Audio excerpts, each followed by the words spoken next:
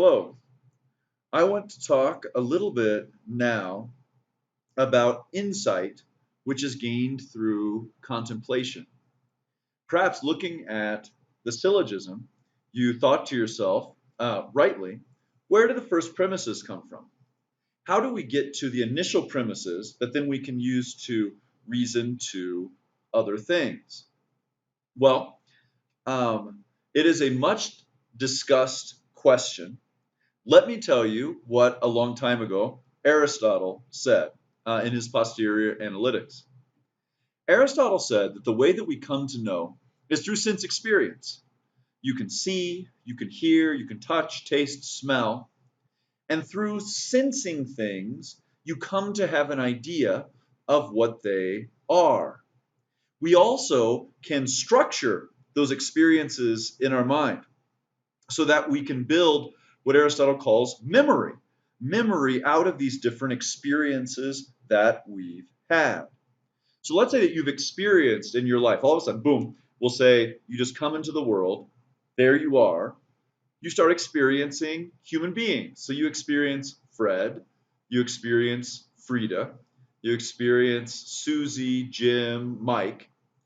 And every time you have an experience of another human being, there's something added to your memory. There's another particular experience that comes into your mind.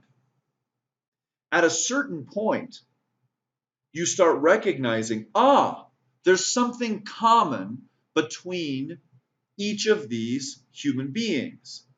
They all look somewhat the same. They have some of the same basic features, 2 arms, 2 legs.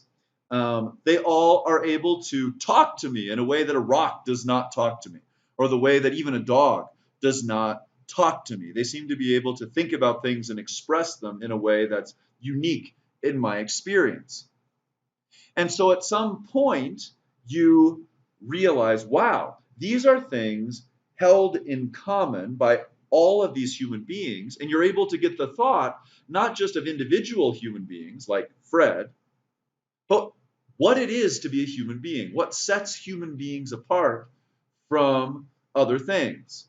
Well, the same can be true with anything else. You experience enough dogs, you start to have insight into what makes a dog rather than a cat. You're thinking then not just of this dog Fido or that dog Spot, but because you've experienced enough Fidos and Spots, you start being able to take what is common in all of those experiences, in all of those dogs, and say, that's dogness. Dogs bark, they don't meow. Dogs are stiff compared to cats. Dogs are generally friendly, and they're pack animals in a way that a cat is not. For example, so you start being able to understand what is common between them all.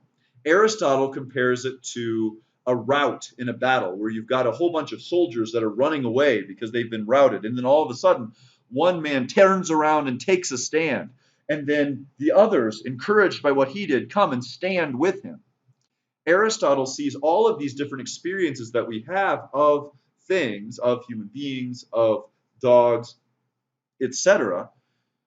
Once you get enough of those individuals standing together, you realize what is common between them and can know what he would call the universal, what is common between all of these things, what it is to be a human being. His definition of a human being would be a rational animal. In other words, an animal, a thing with a body, able to move and living, but that's able to consider things like philosophy or like building skyscrapers, a rational animal. That seems to be what's common between all human beings. So the way that we come to the first premises is through sense experience, and enough sense experience to be able to understand the universal, to understand what is common. Now, in order to achieve this well, we have to be attentive to what we sense. And then when we have things in our mind, we have to be attentive to our thoughts. And that's why, in order to attain insight and to go deeper into reality, We need to be able to develop in ourselves the faculty of contemplation. Contemplation just means focus in order to see. Focus in order to see with our eyes, with our senses, or with our mind once we have things in our mind, but that we're able to focus in on what we're considering and not just let it all pass. I don't know if you've had this experience of walking past the same tree day in and day out, and you hardly notice it. You notice it enough not to walk into it, but you don't really look at it. Well, it's a very different thing to sit down or to stand and to just look at the tree and to experience what is there. That's contemplation. Contemplation is not just noticing something, contemplation is staying with something, looking at it closely. If it's something in your mind, turning it over and over in your mind so that you can see clearly what is there. If we don't develop the faculty of contemplation, then we're going to be limited in what we can come to know, because we have to be attentive to things in order for that insight, especially insight about difficult things, deep things, to arise. So if I'm considering a tree, it really is amazing what you see in a tree when you really do take the time to look at it. We'll do that a bit as a project, and I'll try to show you what that's like. Maybe you know, I'm sure you know, sometimes you contemplated things. But even the most ordinary things, there's so much to see, so much to recognize that we often don't recognize. But how much more if you're considering a concept like justice, or considering an experience slash act like love, or considering the deepest of things like God. Um, if you're going to do those things well, you have to learn the focus and kind of the energy that it takes to stay with something, to look and to see with the senses or with the mind what really is there.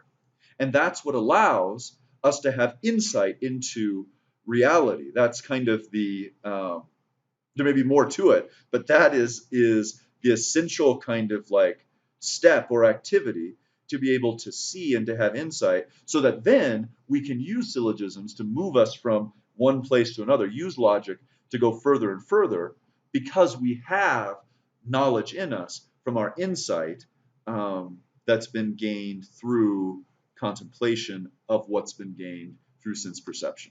So there you go. Insight, which is seeing enough particulars so that then we can grasp the universal that is common to them, and contemplation, which is focus in order to see with our senses or with our mind.